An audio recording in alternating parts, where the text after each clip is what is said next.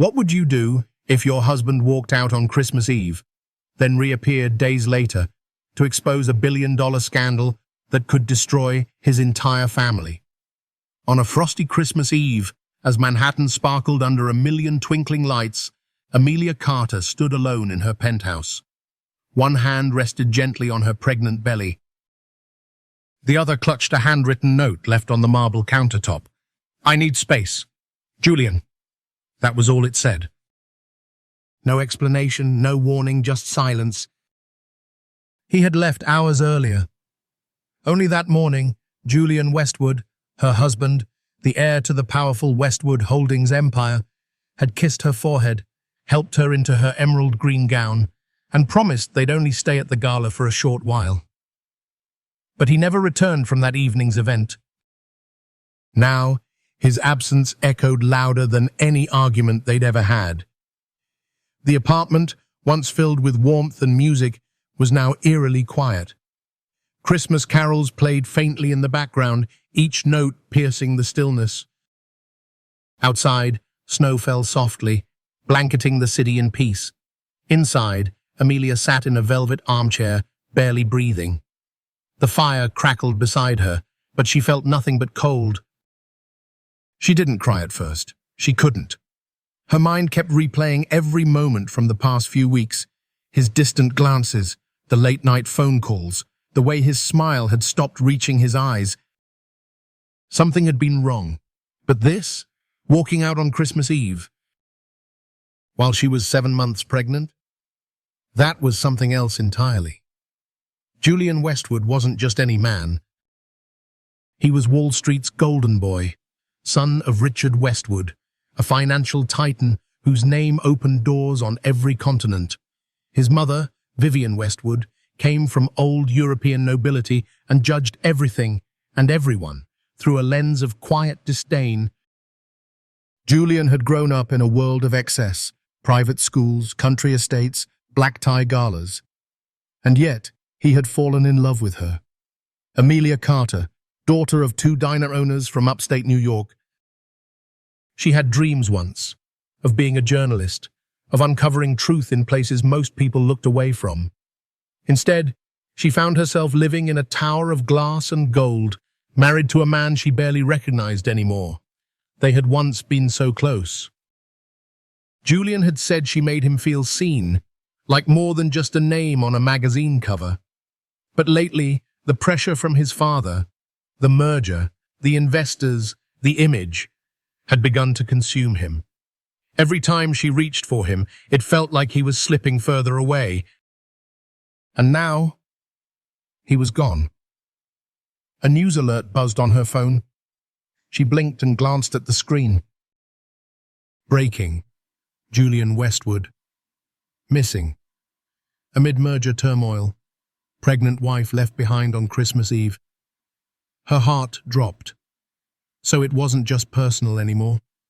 The whole world knew. Her pain was now public property, fodder for gossip columns and media pundits. She shut off the TV. The glow of the Christmas tree flickered in the dark. For a long time, she just stared into the fire, her hand unconsciously tracing the curve of her belly. Her child moved. A gentle nudge. A reminder that she was no longer just one woman grieving. She was a mother, a protector. She would not fall apart. She rose from the chair, steadying herself. No more silence. No more waiting.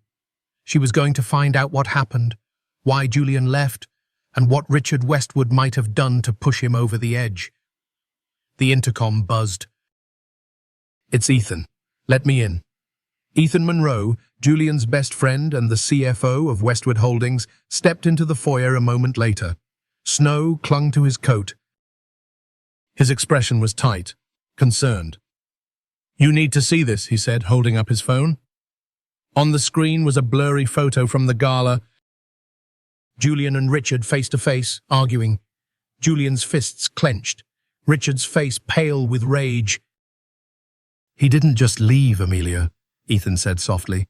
"Something happened tonight, something big." Amelia stared at the image, the flames from the fireplace casting long shadows behind her.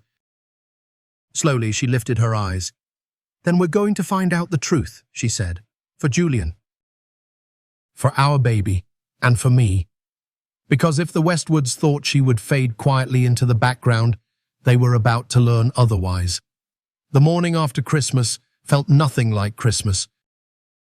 Amelia sat in the corner of the penthouse living room, the city skyline stretching beyond frosted windows. Half-opened gift boxes lay forgotten on the floor.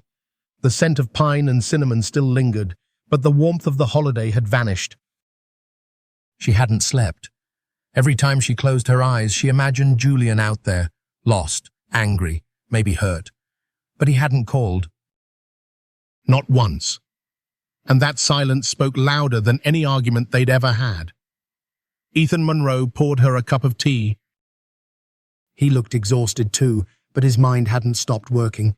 "I've tried reaching Julian," he said, sitting across from her. "Nothing." His phone's off. His car's been parked outside the foundation offices since midnight. No security footage. No driver logs, he just disappeared. Amelia looked up. "And your board meeting?"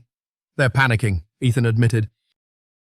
"The merger with the European fund was supposed to be finalized this week. Without Julian, everything's on ice. Richard is furious." "He wants answers and control." She blinked. "He's blaming me, isn't he?" Ethan hesitated. "He hasn't said it directly." "But you know how Richard works. If he thinks you're a distraction, he'll turn that into a weapon. You're already the outsider." "The press won't need much to spin this into a scandal." Amelia clenched her jaw. "He's not just trying to protect the company. He's trying to erase me." Ethan nodded slowly. "Richard never trusted you. You were never the wife he wanted for Julian." She let out a bitter laugh. "Because I didn't come from a family with a yacht and a board seat." Ethan looked down at his hands. "He sees people as assets, not humans, even Julian." Silence fell between them. Then Amelia leaned forward, her voice low but firm. "Tell me the truth, Ethan. Was Julian being forced into this merger?" Ethan sighed. "He had concerns, serious ones, about the partners, about where the money was really coming from. Offshore funds, shell companies. Some of it didn't smell right, but Richard didn't care. All he saw was power." Amelia's heart sank. "So Julian pushed back?" "He did. Right before he left the gala, I saw him confront Richard. It wasn't about business anymore. It was personal, heated, something about legacy and the baby." Amelia's breath caught. "What do you mean, the baby?" "I don't know the details," Ethan said gently. "But Julian was protecting something, or someone." She stood, wrapping her arms around herself. Her reflection in the tall window looked like a stranger, tired, fragile, but not broken. She turned back to Ethan. "Then I need to know what they're hiding. If Julian was standing up to his father, and it cost him everything, I can't just sit here." Ethan gave her a wary look. "What are you thinking?" "I want to speak to someone. A journalist. Someone I trust, not to go public yet, just to verify whatever's going on. If I can trace what Julian was trying to stop, I might find him." Ethan didn't answer right away. Then he gave a single nod. "Okay, I know just the person." Later that day, Amelia sat across from Chloe Reed, an investigative reporter and old college friend. They met in the back corner of a quiet cafe in the West Village. Amelia wore a scarf pulled low and sunglasses to avoid the ever-present cameras. "I've seen the headlines," Chloe said gently. "I was about to reach out. How are you holding up?" "I'm surviving," Amelia replied. "But something's wrong, Chloe. I think Julian found out something dangerous, and now he's vanished." She pulled a folder from her tote bag. Printouts Ethan had shared, internal memos, emails, documents about the merger. Chloe flipped through them slowly, her face tightening. "This isn't just financial strategy," Chloe murmured. "Some of these companies, they're linked to foreign shell accounts." And there's language here, untraceable contributions, lobbying influence, bribes. If this is real, it's real, Amelia whispered. Then Julian was right to walk away, Chloe said, eyes wide. This could ruin the Westwoods. This is the kind of thing that gets buried before it sees daylight. Amelia sat back, her hands shaking. He's out there somewhere, Chloe. And I need to find him before Richard buries everything, including Julian. That evening, Amelia returned to the penthouse.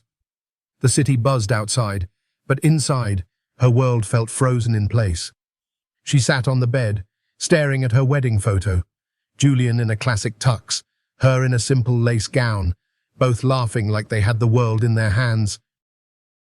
A chime broke the silence. Her phone buzzed, a new message from an unknown number. If you want to see him, come alone. 11 p.m., 30445 West 57th Street. Level B. Her heart nearly stopped. No name, no context. But she knew. It was Julian.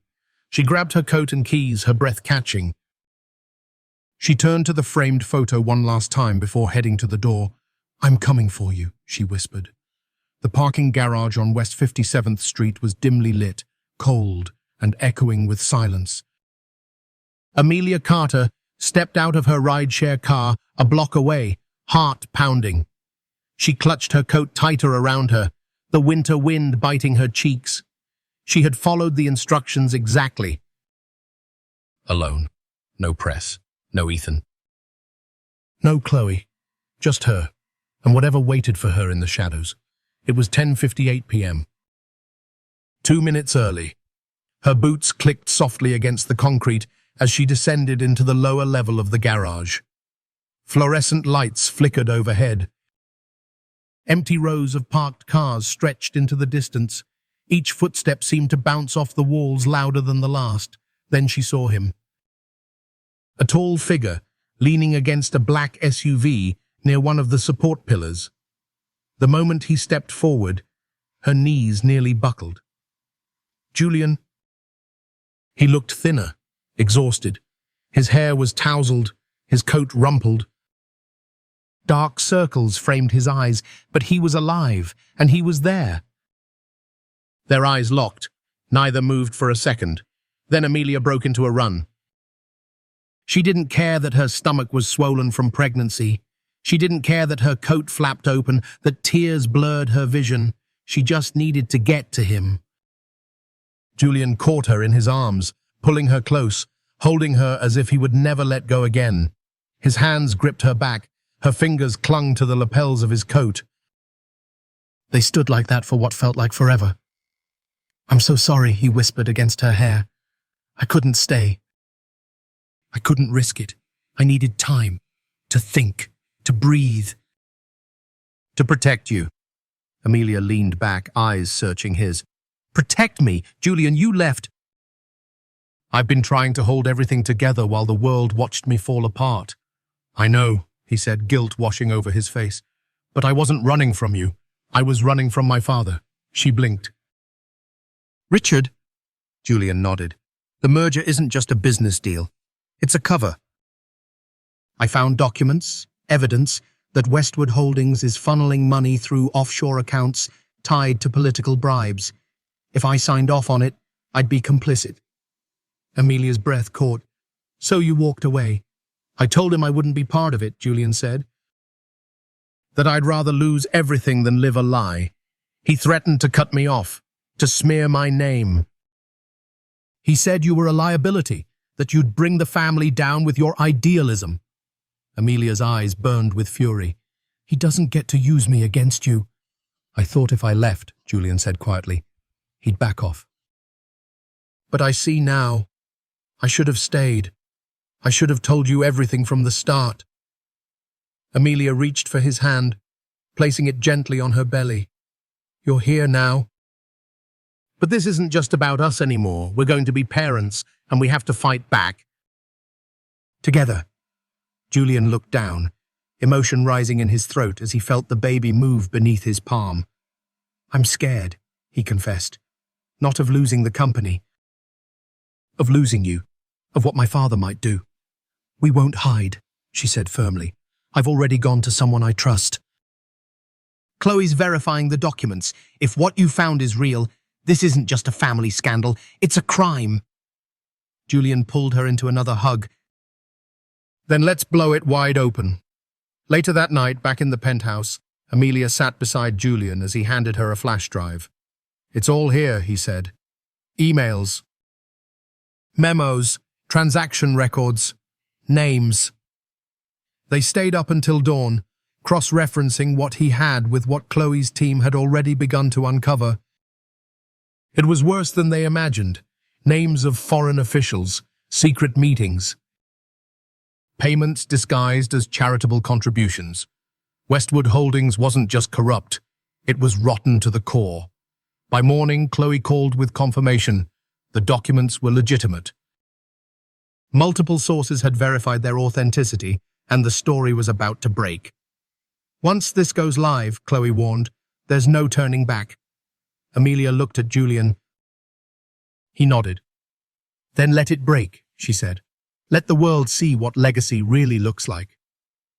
That night, as the sun set over Manhattan, headlines began to spread like wildfire. Westwood Holdings under federal investigation for international fraud. Sources close to the family point to internal whistleblower. CEO Julian Westwood, missing amid scandal. Wife allegedly holds key evidence. Amelia didn't flinch. Julian didn't run. They stood together, watching as the truth began to rise like dawn after a long, dark night. Their baby would be born into a world where legacy no longer meant silence. It meant standing for something, and they were ready. It didn't take long. By noon the next day, the Westwood family name had gone from symbol of financial supremacy to front-page scandal. Every cable network aired rotating panels of analysts, legal experts, and crisis managers. But Amelia Carter wasn't watching the news. She sat in the nursery, now half prepared, holding a tiny onesie embroidered with the words, "Hello, world."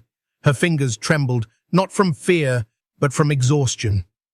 The emotional toll of the past 48 hours weighed heavy on her, but there was no turning back.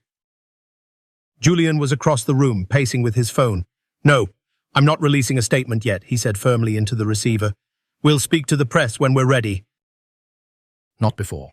A pause. "No, my wife is not available." "She's not a pawn in this." He hung up and turned to Amelia. "That was the PR firm, Richard's people.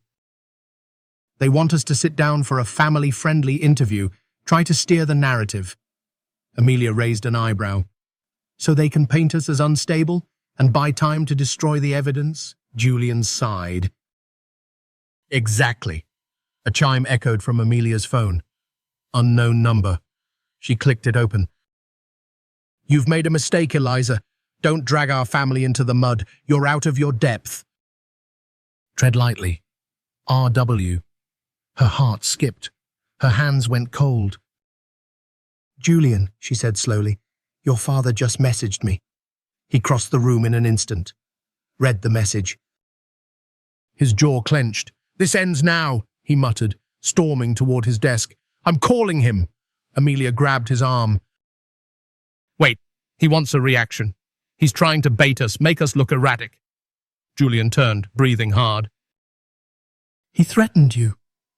"I know," she said softly. "But this baby can't grow in a house filled with rage. You want to fight." "Fine, but we do it smart." That evening they agreed to one interview, not with a glossy magazine, not a late-night talk show. They chose Chloe Reed, the investigative journalist and Amelia's friend, who had helped uncover the documents. The setting was intimate. A quiet studio, no makeup team, no stylists. Just two people, a couch and a camera. Amelia went first. "I married into the Westwood family, thinking I was marrying a man, not an empire," she said quietly, hands resting on her belly. "But that name came with chains." She looked into the camera. "For 2 years, I tried to meet every expectation. The public appearances, the charity galas, the whispered comments about my background. I kept my head down, thinking I didn't belong in that world. Her eyes hardened. But when I found out I was pregnant, everything changed. I realized I didn't just have to protect myself, I had to protect our child. And when my husband uncovered what was really happening, he did the right thing. He walked away from wealth, from legacy, from his own father, to choose integrity. Julian joined her then, placing a hand over hers. "I thought my father built an empire worth inheriting," he said. "But what he really built was a fortress of secrets, protected by silence and fear." He paused. "I won't pass that legacy down to my son." The interview aired 24 hours later. It went viral. Millions watched, but more importantly, millions believed them. The rawness, the quiet strength, the truth. The comments flooded in. Finally, a billionaire family taking accountability. "She's so composed and brave. This is what leadership looks like. Protect them." But while the public rallied behind them, Richard Westwood was preparing his counterattack, and it came fast. The next morning, Vivienne Westwood arrived at the penthouse. She had never visited unannounced before, always a phone call, always scheduled. But this time, she pushed past the doorman, chin high, heels sharp, dressed in a winter coat that looked more like armor than outerwear. Julian opened the door. "Mother," he said coolly. She stepped in, eyes scanning the home as if cataloging what they still owned. "I watched your little performance," she said. "The interview." Amelia stayed silent, standing near the nursery door. "You're making a mistake," Vivienne continued. "This family, this name, has given you everything."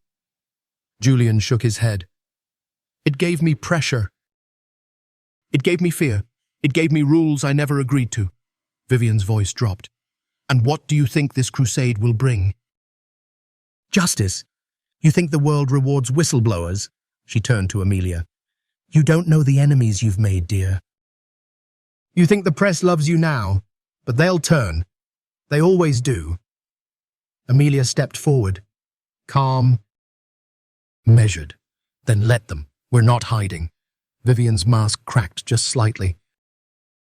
"Don't mistake survival for righteousness. You may win the crowd, but you will lose the war." With that, she left. Julian didn't speak for a long time after. That night, Amelia found him on the balcony, looking out at the lights of Central Park. "She came to scare us," he said.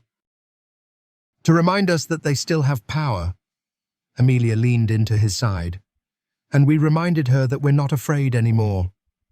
Julian looked down at her, his hand instinctively reaching for her belly. "They'll come at us again? Through the media, through lawyers, maybe worse."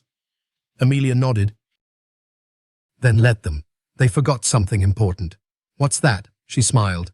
"I used to work in a diner. I've seen worse people than them try to break me. And I'm still here." Julian laughed softly, then kissed her forehead. "We do this together," she whispered. "Always." By the end of the week, the Westwood name was no longer just trending. It was unraveling. News trucks lined the street outside Julian and Amelia's building. Camera crews camped on the sidewalk, hoping for even a glimpse of the couple at the center of a growing corporate firestorm. Inside their penthouse, Amelia Carter sat on the floor of the nursery. She had tried to distract herself by folding baby clothes, but the relentless hum of the news on the TV across the room made that impossible. And in a shocking development, unconfirmed financial documents reportedly tied to Westwood Holdings have surfaced in a confidential email to multiple journalists. The leak appears to suggest widespread fraud and bribery involving foreign officials and shell corporations. Amelia's blood ran cold. She grabbed the remote and turned up the volume. The sender of the documents remains anonymous, but sources say the leak includes internal memos, banking records, and encrypted emails implicating top executives, including Julian Westwood himself. Her phone vibrated. Chloe Reed. Amelia answered on the first ring. "Did you see it?" Chloe asked, breathless. Yes, Amelia said. The documents are real, but we didn't send them. I know. That's what worries me. Amelia stood slowly. You think someone's trying to control the narrative? Or force your hand, Chloe replied. This leak didn't come from you or Julian. That means someone else has access, and an agenda. Minutes later, Julian burst into the room. He had been in the office with Ethan Monroe, his longtime friend and former CFO. I just got a dozen calls, he said, running a hand through his hair. The leak, it's legit. It matches what we have. But some of those files, he trailed off. What? Amelia asked. Some of them go further. There are names we haven't seen before. Allies of my father. Hidden accounts. If this gets out before we're ready, it could be dangerous. Not just legally, physically. Amelia's heart raced. So what do we do? Julian looked at her, eyes tired but resolute. We find out who sent it, and why. Later that afternoon, Ethan Monroe joined them in the living room, laptop open, face grim. I've traced the metadata on the email, he said. It was masked through several proxies, but I have a location ping. Midtown. Someone sent this from inside New York. Julian frowned. Someone close, then. Ethan hesitated. There's more? The message was copied to 3 major outlets, but it was also sent directly to Charles Westwood. The room fell silent. Amelia stared. Someone's playing both sides, Ethan nodded. Exactly. That night, as Amelia tried to rest, a new email came in. Subject line, look deeper. You're not done yet. No body text, just another PDF attachment. Julian opened it on his secure tablet. This time, the file included private correspondence between Charles Westwood and a European investment group. In one of the emails, Charles explicitly discussed pressuring Julian to push through a deal despite his objections, and even mentioned Amelia by name. She's too emotional. She'll crack, apply pressure, and we'll control the story. Julian's fist clenched. That man, he whispered. He would burn his own son to protect his empire. Amelia moved closer. Then let's burn it first. The next morning, they held a private meeting with Chloe and her legal team. With all the documents now public, thanks to the anonymous leak, they had a choice. Stay silent and wait for subpoenas, or go on the offensive. Amelia chose the latter. If we wait, they'll paint us as villains. If we speak now, with facts and conviction, we control the truth. Julian nodded. We'll sit down for one final interview, but this time, we name names. The interview aired live on a Sunday evening. No editing. No fluff. Just Julian Westwood, the fallen heir, and his wife. Calm, 8 months pregnant, but unshaken. Julian looked directly into the camera. My father told me that legacy matters more than integrity, that silence is strength. I believed that for too long. But my wife taught me something else. Truth matters more. Amelia spoke next, voice steady. You can inherit money, power, even a name, but not character. That's something you build. That's something you choose. By the time the interview ended, public support surged. The comments flooded in. So did the threats. But Amelia no longer felt afraid. The world finally saw the real Westwood family, and the real cost of silence. The subpoenas came at dawn. Federal agents arrived at the Westwood estate in Greenwich, Connecticut, with official badges and cold eyes. A black SUV took Richard Westwood through the gates that once guarded his empire, now wide open for the world to see. By noon, news anchors used phrases like fall from grace and corporate reckoning with the same voice they once used to praise his unmatched influence. And by evening, Congress announced a public hearing. Richard Westwood would testify under oath before the country. In their Manhattan penthouse, Julian and Amelia sat in stunned silence as the announcement aired. Amelia clutched a warm mug of peppermint tea, but her hands trembled slightly. Will he actually admit what he did? She asked. Julian leaned forward, elbows on his knees. He'll deflect, minimize. Blame me, probably. Maybe you. Amelia looked up. Let him. The truth's already out there. All he has left is noise. Julian gave a half smile. You sound more like a Westwood than I ever did. Amelia squeezed his hand. No, I sound like a woman who's had enough of men who lie to stay powerful. The hearing was scheduled for the following Tuesday. It was the first time in decades that a Westwood patriarch would be questioned live on national television. The committee chamber was packed with lawmakers, reporters, and cameras. Every major news outlet streamed it. Richard entered in his signature tailored suit, silk tie, and perfectly parted silver hair. But something was different. His stride wasn't as certain. His eyes lacked their usual fire. It was as if the weight of the past had finally settled on his shoulders. He sat, raised his hand, and swore to tell the truth. The questioning began. Mr. Westwood, are you aware of the documents leaked implicating your company in international bribery schemes? I've been made aware, yes, Richard replied coolly. Do you deny involvement in pressuring your son to proceed with the merger, despite knowing it contained fraudulent terms? I encouraged my son to pursue success, Richard said. What he chose to interpret as pressure is his own perspective. And these emails, the Congresswoman held up a printed sheet, where you call your daughter-in-law a liability, where you say, and I quote, she'll fold with the right push.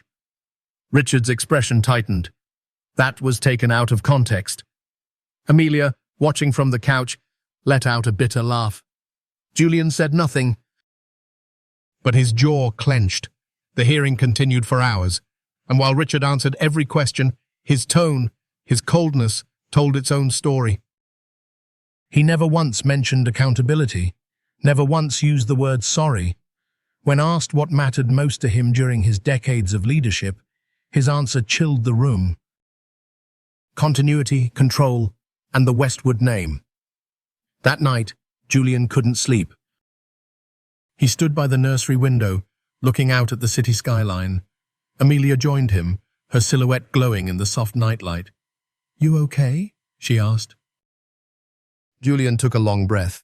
I used to worship him, you know. I thought he was immortal. I thought he had all the answers. He looked down at her, eyes soft. But he never once asked how I felt. He never even called you by name. Just her. Amelia leaned her head on his shoulder. That's not a man you learn from. That's a man you survive. The next morning, a voicemail appeared on Julian's phone. Unknown number. He played it on speaker. Julian, it's your father. I suppose you think you've won. You've humiliated me, dismantled everything I built. But someday, you'll understand what it takes to hold power, to keep a family name from becoming irrelevant. A pause. You'll see what I meant. When you're trying to protect something bigger than yourself. The message ended. Amelia stared at the screen. Julian deleted it. Power without love isn't protection, he said. It's tyranny. That evening, Vivian Westwood called. Amelia answered.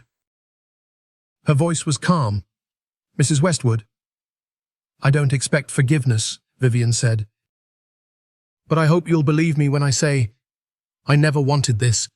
I was afraid of losing everything, of being cut off. There was a long silence. Amelia's voice didn't shake. You did lose everything. But it wasn't us who took it from you, it was him, and you stood by. Vivian exhaled. Take care of the baby, Amelia. I will. The line went dead. The next day, Julian released an official statement. It was just 4 sentences long. I, Julian Westwood, have fully severed all legal and financial ties to Westwood Holdings. I will cooperate with any investigation. My only legacy is the one I choose to build from this day forward, with my wife and my son. We stand for truth, not titles. The media exploded, but for the first time, Julian didn't feel afraid. He felt free. The world outside was still reeling from the scandal. Reporters were calling it the fall of the Westwoods. Financial analysts debated whether the empire could be salvaged. Commentators on late-night TV argued over legacy, loyalty, and truth. But in one quiet penthouse high above the chaos of Manhattan, none of that mattered. Because Amelia Carter felt her first contraction. It was just past 5 in the morning. A soft snow had begun to fall, blanketing the city in pale silence. Julian sat dozing in an armchair by her side, having stayed up late reading depositions and media updates. His glasses slid halfway down his nose. "Julian," she whispered, gently shaking his arm. His eyes opened instantly. "Is it the baby?" She nodded, her breath short. "I think it's time." By the time they reached the hospital, the contractions had intensified. Amelia squeezed Julian's hand so tightly he lost feeling in his fingertips, but he didn't complain. In fact, he couldn't stop smiling. "You're about to meet your son," he whispered, brushing a strand of hair from her forehead. Amelia winced through another wave of pain. "Remind me to slap you for doing this to me later." Julian laughed, pressing a kiss to her temple. "Deal." The labor was quicker than anyone expected. Within hours, surrounded by monitors, nurses, and soft beeping sounds, Amelia gave birth to a healthy baby boy. The moment he let out his first cry, Julian's heart cracked wide open.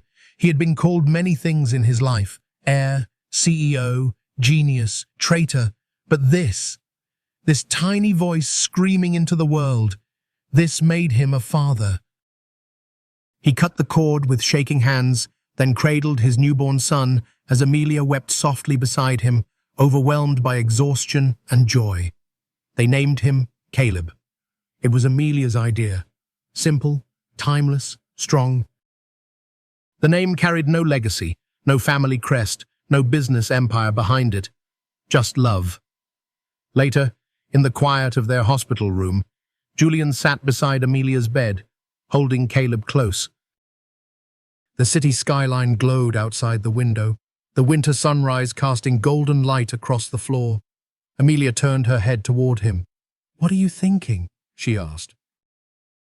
Julian looked down at their son. "I'm thinking that nothing my father ever gave me compares to this."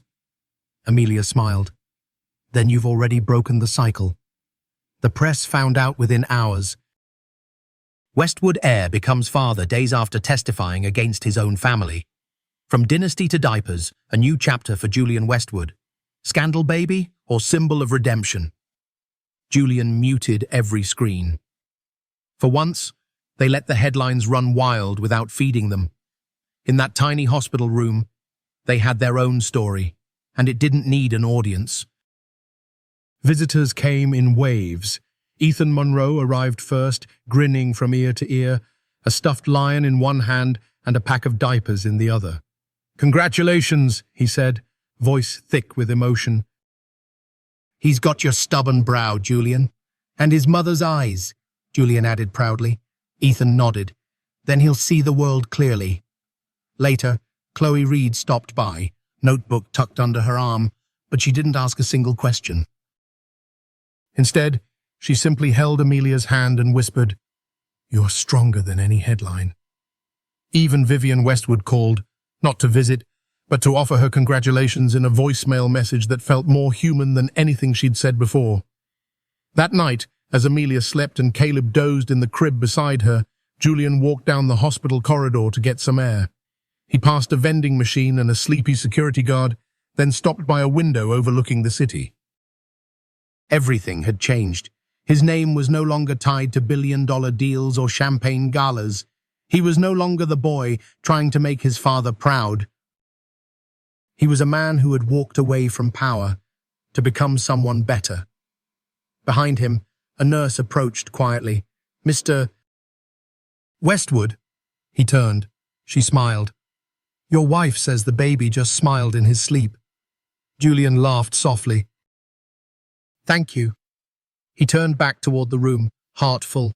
As he stepped back inside, Amelia stirred and opened her eyes. "You okay?" she asked. Julian nodded. "Better than I've ever been." He walked over, lifted Caleb gently, and settled beside her in bed. They sat in silence for a moment, watching their son breathe. "Do you think we'll ever be normal?" Amelia asked. Julian looked at her. "We may never be normal," he said. "But we'll be honest, and we'll be whole, and that's more than enough." Amelia leaned her head on his shoulder, and as snow continued to fall over the city, their world felt quiet, safe, and full of hope. The weeks after Caleb's birth were a quiet kind of beautiful. Gone were the red carpet appearances, the shareholder meetings, the guarded stairs of Westwood boardrooms. What remained were diapers at dawn, lullabies whispered over late-night feedings, and the sweet weight of a newborn curled against his mother's chest. For the first time in years, Julian Westwood woke up to something that wasn't a crisis. He woke up to his family. The headlines continued, of course. The fall of Westwood Holdings remained front-page news, and federal investigators swarmed the company's offices. Julian's father, Richard, had stepped down under public pressure, and the company's new leadership team began restructuring with heavy government oversight. Julian had made one thing clear. He was done. "I won't fight for what I no longer believe in," he told Ethan Monroe, who now helped manage the remnants of Julian's personal investments. "Let them rebuild it without me." Whatever was good in that company died the day my father started covering up the truth. Amelia Carter, too, was shifting. The woman once ridiculed by tabloids as the waitress who married into wealth had earned the public's respect with quiet dignity. She didn't give interviews. She didn't seek vindication. She simply lived, nursing her baby, writing in notebooks at night, and walking Central Park with Caleb bundled against her chest. But something inside her stirred. "I can't just go back to being silent," she told Julian one morning over coffee. "I want to use what happened. I want to create something that helps people speak out." Julian nodded slowly. "Then we build it. Together." They called it Clear Path, a non-profit organization aimed at promoting ethical leadership and protecting corporate whistleblowers. It combined Amelia's roots in non-profit legal work with Julian's insider knowledge of how corruption operated behind polished doors. They held workshops for young professionals. They funded legal defenses for those facing retaliation. They partnered with journalists to investigate untold stories. And though it wasn't glamorous, it was purposeful. It was real. In parallel, Amelia quietly launched a podcast, Inside the Veil. Each week, she interviewed corporate insiders, former board members, legal experts, people who had witnessed wrongdoing but didn't know how to speak up. Her voice was calm. Her questions were precise, and her tone, even when firm, carried empathy. Listeners grew by the thousands. Then by the millions. Amelia wasn't chasing fame, but the world was ready to listen. Meanwhile, Julian sold the penthouse. Not because they needed the money, but because they didn't need the space. They moved into a brownstone in Brooklyn, modest, sunlit, close to parks and a library Amelia loved, It had creaky floors and a front step that Julian always forgot to salt when it snowed, but it felt like home. One evening, as Caleb napped in the nursery, Julian stood on their front porch, watching neighbors walk dogs and kids ride scooters down the block. No one whispered his name anymore. No one bowed to the Westwood legacy, and yet for the first time, he felt powerful, because now he chose how to live. Vivian Westwood sent a letter that spring. It was handwritten, simple. "I have much to apologize for, but perhaps the first step is saying this. You did something I never had the courage to do. You broke free. You chose truth. And because of that, your child will grow up safe. I am proud of you." Julian didn't respond, but he saved the letter in a drawer marked for Caleb. One day, Julian received a call from a young man named Tyler, a former intern at Westwood Holdings. "I saw what you did," Tyler said, "and I just wanted to say, you gave me courage to walk away too." Julian hung up the phone in silence, heart full. At night, he and Amelia would sit on the back steps wrapped in a blanket, Caleb sleeping upstairs. They didn't talk about stock prices, they talked about books, about travel, about how to teach their son kindness in a world that often rewarded cruelty. "You think we did the right thing?" Julian asked once. Amelia reached for his hand. "We lost everything people said mattered," she said, "but we kept our soul. That's the real legacy." The tabloids eventually moved on. Another scandal, another headline, another empire to dissect. But among their followers, among the young, the brave, the weary dreamers who feared speaking out, Julian and Amelia became something else.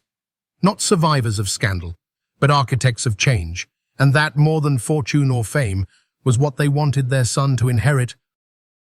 The hearing room was cold, not from temperature, but from tension. Rows of press, congressional aides, and attorneys filled the chamber. Photographers clicked their shutters in bursts, microphones pointed like arrows, and in the center, under the solemn seal of the United States Senate, sat Richard Westwood. He was still impeccably dressed, navy pinstripe suit, silk tie, the subtle air of command. But the years had caught up. His face was thinner, his gaze less sharp. He no longer towered over the room. He blended into it. For once, Julian Westwood saw his father not as a symbol, but as a man, and that man was crumbling. Julian watched from a side bench away from the cameras. Amelia sat beside him, her hand warm in his. She had insisted on coming, though the baby, Caleb, was at home with Ethan Monroe. "This is closure," she had whispered. "You deserve to see it through." He nodded, but part of him wasn't sure. He had testified already, weeks ago, in a closed session. His whistleblower statement had helped spark this public hearing, and now it was his father's turn under oath. The irony was sharp. A son's truth had brought a dynasty to its knees. One senator leaned forward, voice measured but firm. "Mr. Westwood, did you authorize or overlook any financial partnerships that involved offshore accounts used for illegal tax sheltering?" Richard hesitated, a beat too long. "My counsel has advised me not to answer that directly at this time." Gasps fluttered through the room. Another question came. "Were you aware of bribes paid to foreign officials tied to the 2024 merger with Al-Sari Bank?" A pause again. Then, "I was not directly involved in those communications." Not a denial. Not an admission, just shadows, words curved to avoid the light. Julian leaned back, jaw tight. It was classic Richard. Never lie outright, just maneuver around the truth like a chessboard. "I taught you to play the long game," his father once said. "Winning isn't always clean, but it's always necessary." But today, the game was collapsing, and Julian no longer wanted to win. After hours of questioning, the committee chair recessed. Reporters buzzed, cameras flashing. Richard stood slowly, face drawn. As he turned, his eyes met Julian's across the room. Neither moved, neither smiled, just silence. Finally, Richard made his way over, not fast, not slow, as if every step cost him something. When he reached Julian, he didn't speak right away, then simply, "You destroyed everything." Julian stared at him. "No, you did. I just told the truth," Richard scoffed. "Truth? You think integrity rebuilds empires?" "No," Julian said quietly, "but it rebuilds people." Amelia rose, calm and unflinching. "Your empire hurt people, Mr. Westwood. Your son didn't betray you. He stopped the bleeding." Richard's gaze flicked to her, then softened, just slightly. "You're stronger than I gave you credit for." Amelia didn't flinch.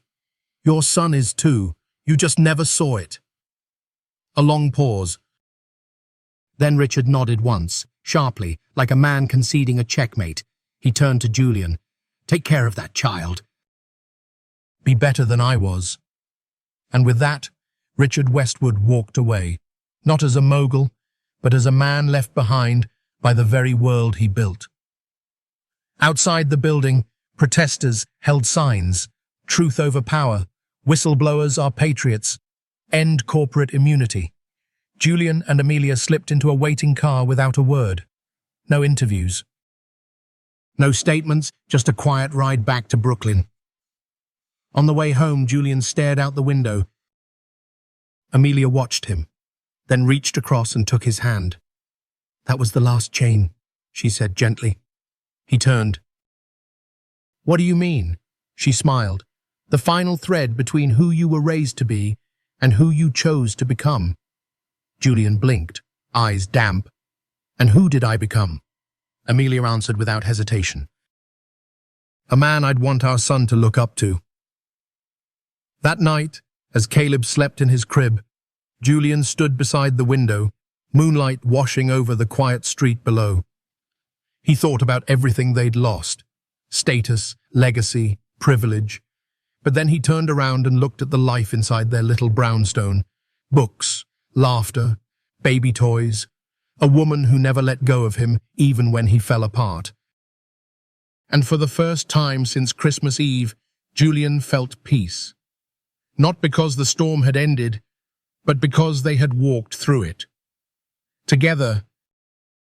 The first day of spring arrived with a quiet kind of glory. Sunlight poured over the brownstones of Brooklyn like a long-forgotten promise.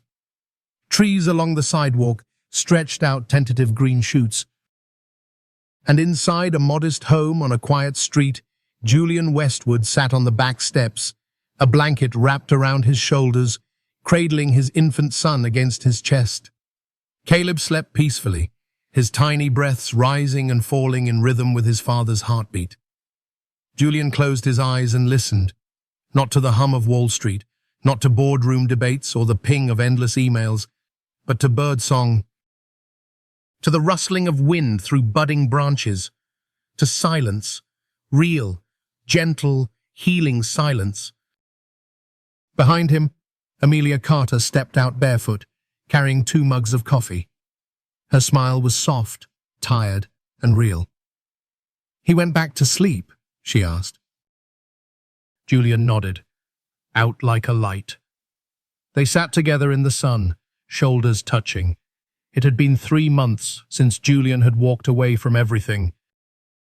Hamilton Global Holdings was no more. The Westwood name, once gilded in prestige and power, now lived in footnotes and legal filings. Congressional hearings had ended. Investigations were ongoing. Some of Richard's former associates had taken plea deals, others faced criminal charges. Richard himself had avoided prison, but not disgrace. He lived quietly now, somewhere in the Hudson Valley. The patriarch was no longer feared. He was forgotten. And Julian was okay with that. In the space left behind, something new was blooming. Clear Path, the foundation Julian and Amelia launched, was growing fast. It provided legal support for corporate whistleblowers, ethics training for business students, and a public storytelling platform that spotlighted moral courage. People listened. People cared. Their podcast, Inside the Veil, had reached over 1 million downloads. Amelia's calm voice, sharp, warm, and unflinching, made listeners feel seen. Julian sometimes joined her, not as a CEO, but as a man who had learned the cost of silence. They didn't speak in sound bites. They spoke in truths. One evening, a letter arrived from a woman in Ohio. She had worked for a medical supplier that faked FDA reports. After listening to Amelia's interview with a former tech executive turned whistleblower, she found the courage to come forward. "I just wanted you to know," the letter read, "that your story helped me find my voice." Amelia cried when she read it aloud. Julian did too.